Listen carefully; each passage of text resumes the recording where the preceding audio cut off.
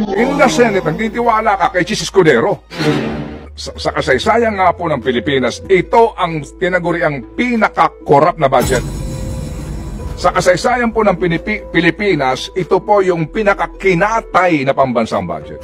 Sa kasaysayan po ng Kongreso ng Pilipinas, ito ho mga kapatid, ang nagsayang ng napakaraming oras at panahon at pera ng bayan dahil yung NEP, yung pinanggagalingan ng lahat ng ito, National Expenditure Program, na pinaghihirapan po yan ng napakaraming taong gobyerno pagdating doon sa kanila, kunwari at approve ito, hindi ito, bawas dito, etc. Pagdating doon, yun na lamang small committee na yan na hindi mo alam kung sino yung mga yan na hindi ang nagdesisyon para po katayin ang pambansang budget na ngayon.